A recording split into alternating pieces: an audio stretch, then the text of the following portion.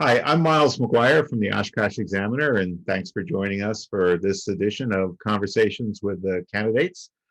Today, we're speaking with Robert Rigoni, who is running for the Board of Education. Thanks, Robert, for taking the time to chat with us. Sure. Appreciate it. Thank you. Sure. Okay. So, the first question I have for you is just kind of the basic one. Um, how would you be an asset to the board? Well, I think I would come in with a different perspective. I think some diversity of thought. Mhm. A pharmacist trained as a pharmacist. I've held several leadership positions in the world of pharmacy: district manager, pharmacy supervisor, pharmacy district supervisor, responsible for 40 pharmacies at one time. Held several pharmacy management positions. I was a preceptor for Drake University School of Pharmacy, also a preceptor for UW Wisconsin Madison.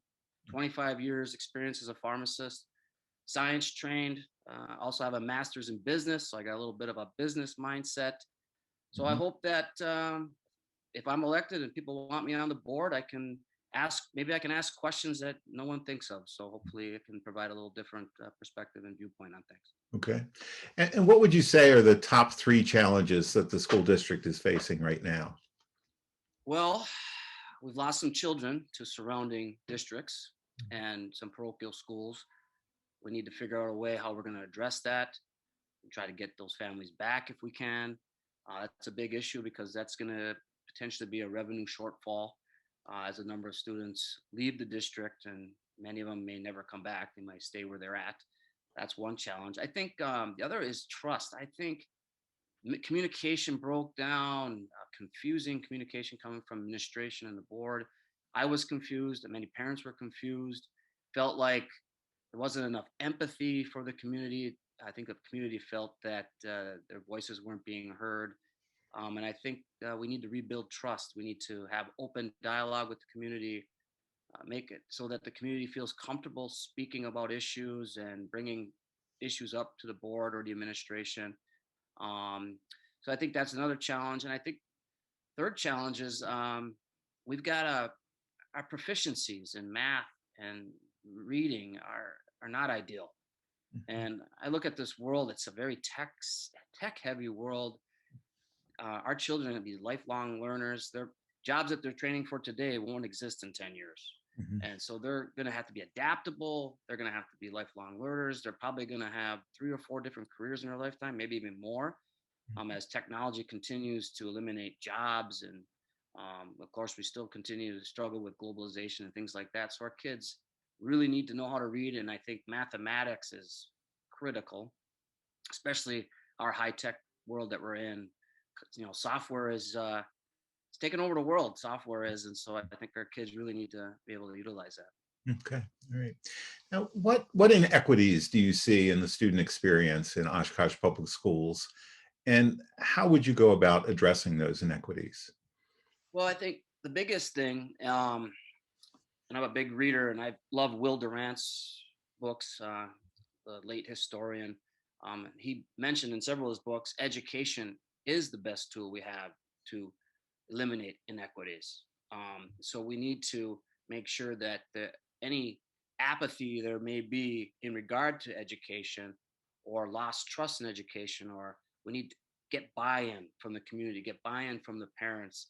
I mean, the teachers can't do it alone. The parents also have to play an active role in getting their kids to school, giving their kids a warm and supporting home, creating an environment where kids can learn. I mean, so I think it's a combination of community support, combination of school support, and then I think it's eliminating bias and prejudice or making assumptions about people. When people lack knowledge, they judge. And if a poor kid comes into school and maybe he socioeconomically is he or she is disadvantaged, maybe we're likely to write them off too soon. And I think we have to we have to get it so that people believe that education is the best tool we have. It is the route that you can take to improve your outcomes in life. Mhm. Okay, So good. I'd start with that. I think it's just talking and communicating and trying to find those biases, find those prejudice, whether it's ethnic, racial prejudice, or it's economic prejudice, whatever it is, we need to identify it and work really hard to eliminate it. Okay, good. Now, for a long time, the district had a vision statement about balancing and having a goal of making sure that students are college, career, and community ready. That's not the official vision statement anymore, but it's part of the strategic plan. It's high up there. And I'm just wondering, how do you agree with that goal? And would you propose any changes to the way that the district is going after that goal? I have a hard time arguing against that. I mean, that goal, education did wonders for me. I mean, I'm a kid from Upper Michigan, very socially economically depressed area. Uh, Education has done tremendous things for me. My parents had respect for education, even though my parents weren't educated. I only had one grandparent that graduated from high school, so it wasn't a thing. I mean, education really wasn't a thing. But my parents knew that you had to go to college. You had to go to college, but they didn't know anything about college.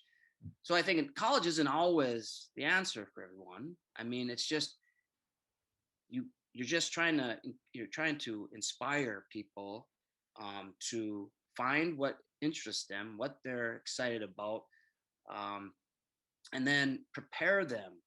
Maybe they go on and do HVAC or tech school, and they own their own HVAC business someday, or they become a plumber and they own their own plumbing business someday. There's so many routes and avenues to go, and I think it's just encouraging kids to grow up to be able to be persevere, grit, building character. We need good character, and understanding that life isn't always going to go your way, but you go down one path, you work really hard towards it, and if it doesn't work out, you're flexible enough and you're adaptable enough to steer to another path. So I think I'd be great. I would love for everybody to get a college education. I totally agree with it. And if I had my choice, I would have stayed in college much longer. I liked college. But it's not for everyone. But that doesn't mean they can't become successful adults. And that just doesn't mean nominal, but that just means successful and find happiness and joy in what they do and become the best at what they do and be a big part in the community and be a positive part of the community. Okay. All right. My last question then is,